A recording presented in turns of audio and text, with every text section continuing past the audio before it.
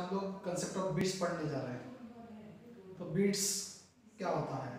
तो बीट्स मतलब एक साउंड नोट होता है। साउंड नोट मतलब किस प्रकार से ये प्रोड्यूस होता है।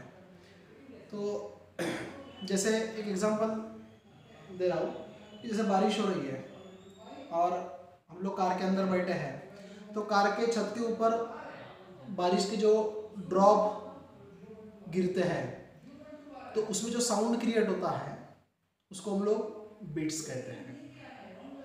आप लोग कोई जैसा टेबल है और टेबल के ऊपर आप ऐसा हाथ अगर मारोगे तो उसमें से साउंड क्रिएट होता है, साउंड नोट तैयार होता है, उसको हम लोग बीट्स कहते हैं। अपना हार्ट का जो पंपिंग होता है उस पंपिंग में जो साउंड क्रिएट होता है, अगर स्टेथोस्कोप से हम लोग उस साउंड को सुनेंगे तो हमको वो साउंड इजीली सुनाई देता है। तो वो जो है उसको हम लोग बीट्स कहते हैं। तो बीट्स मतलब एक साउंड नोट होता है और ये साउंड नोट तब तैयार होता है जब दो या दो से ज्यादा सिंपल हार्मोनिक प्रोग्रेसिव वेव्स एक दूसरे के साथ में इंटरसेक्ट होते हैं। लेकिन वो जो सिंपल हार्मोनिक प्रोग्रेसिव वेव्स है उन दोनों का एम्पलीट्यूड सेम होना चाहिए और दोनों का जो फ्रीक्वेंसी होगा वो फ्रीक्वेंसी स्लाइटली डिफरेंट होना चाहिए। That means we can say that this is the condition for the beats. Amplitude should be same and frequencies should be slightly different. तो जब दो wave simple harmonic progressive wave जिन दोनों का amplitude same होगा, जिन दोनों का फ्रीक्वेंसी स्लाइटली डिफरेंट होगा और ये दोनों एक जगह पर इंटरसेक्ट होंगे, तो इंटरसेक्ट होने के बाद में वहां पर एक नया वेव क्रिएट होगा, एक नया साउंड वेव क्रिएट होगा जिसमें इंटेंसिटी मैक्सिमम और मिनिमम होता है। मतलब मैक्सिमम इंटेंसिटी के बाद में आपको मिनिमम इंटेंसिटी पॉइंट मिलेगा, मिनिमम के बाद में आपको मैक्सिमम मिलेगा, मैक्सिमम के बाद में आपको मिनिमम मिलेगा। मतलब ये जो मैक्सिमम और मिनिमम साउंड है, मतलब उसका जो इंटेंसिटी है, साउंड का इंटेंसिटी जो है वो आपको अल्टरनेटिवली प्रोड्यूस होता हुआ मिलेगा। तो वहां पर जो नया वेव बना है जिसमें मैक्सिमम और मिनिमम इंटेंसिटी अल्टरनेटिवली प्रोड्यूस हुआ है उसको हम लोग यहां पर कहते हैं beats. So definition, when two simple harmonic progressive wave of the same amplitude but slightly different frequencies interfere, that means intersect hona, interfere to each other, then it produces maximum and minimum point of intensity is called as the beats. इसका मतलब beats एक sound note है और वो sound note तब तैयार होता है जब दो सिंपल हार्मोनिक प्रोग्रेसिव वेव जिनका एम्पलीट्यूड सेम लेकिन स्लाइटली डिफरेंट फ्रीक्वेंसी होगी तब तैयार होगा। बीट्स में मैक्सिमम और मिनिमम पॉइंट मिल रहे हैं, इंटेंसिटी के मैक्सिमम और मिनिमम पॉइंट मिल रहे हैं। तो मैक्सिमम इंटेंसिटी वाला जो पॉइंट होता है, the maximum intensity point is called as waxing and the minimum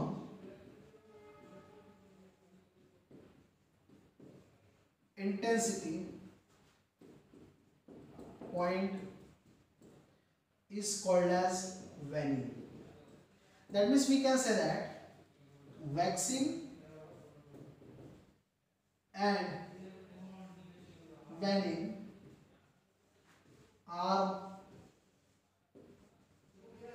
alternatively produces. In the beats, waxing and waning are alternatively produces. Here we have to find the equation for the beats. तो उसके लिए हम लोग यहाँ पर दो simple harmonic progressive wave ले रहे हैं। मतलब हम लोग यहाँ पर displacement of particle of wave लेंगे। displacement of particle of wave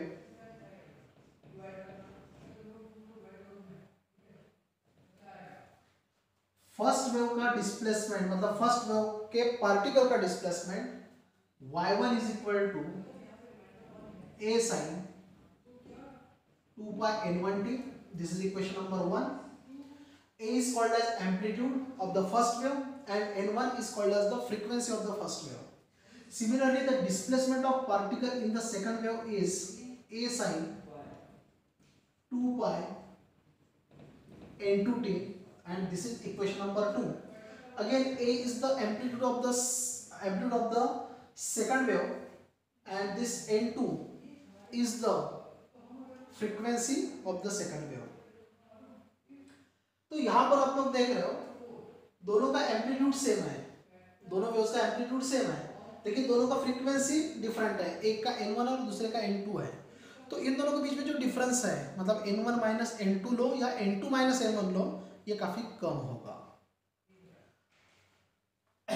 अब ये दोनों जो सिंपल हार्मोनिक प्रोग्रेसिव वेव्स हैं, इन दोनों को इंटरफेयर करना, इसका मतलब इन दोनों को ऐड करेंगे। Now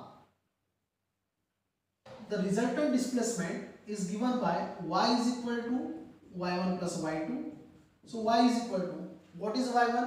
y1 is a sin 2 pi n1t plus y2 is a sin 2 pi n2t. From this equation we can take common a को कॉमन लिया जा रहा है, तो यहाँ पर आपको मिलेगा sin 2 pi n1t plus sin 2 pi n2t. Let us consider this is capital A and this is capital B. यहाँ पर हम लोग एक मैथमेटिकल फार्मूला यूज करेंगे using sin A plus sin B. इसका फार्मूला होता है 2 sin a plus b by 2 and cos a minus b by 2, ये फार्मूला होता है। तो इस फार्मूला का हम लोग यूज करेंगे और इसको a कंसीडर करके इसको b कंसीडर करके इस फार्मूला में सब्स्टिट्यूशन कर लेंगे।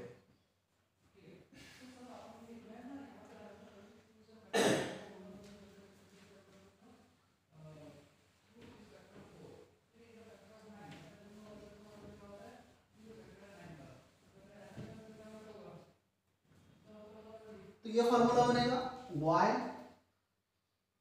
इज इक्वल टू, देखो यहां पर 2 लिखा है,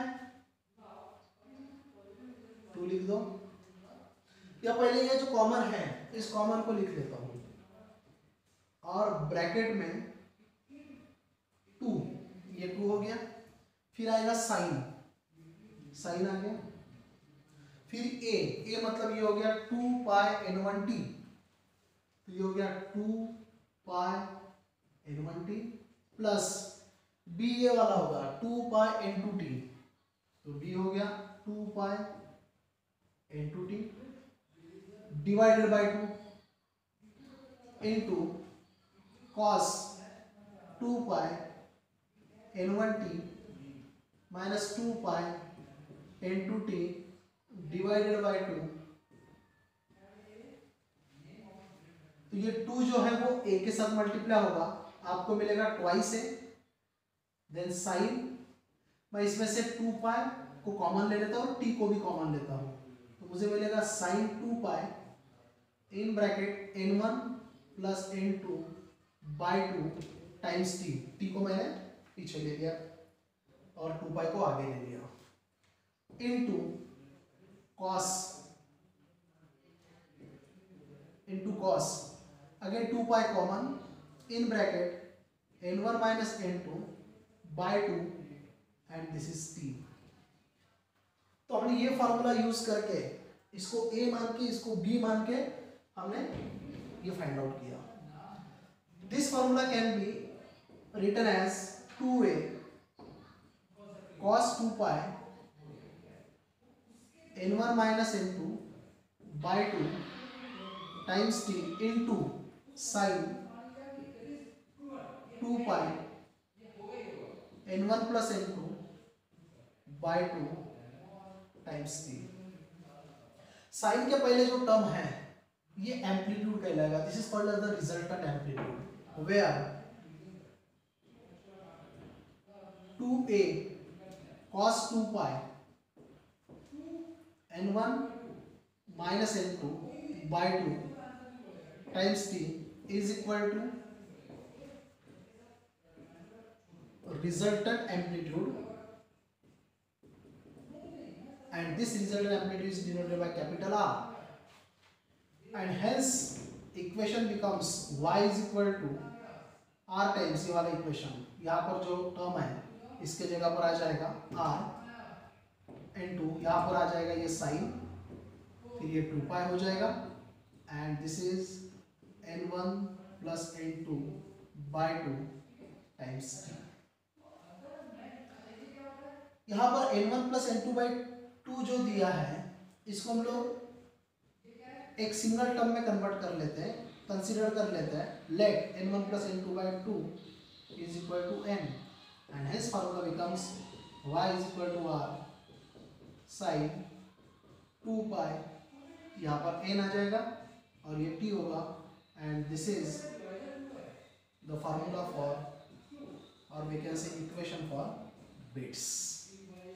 Thank you.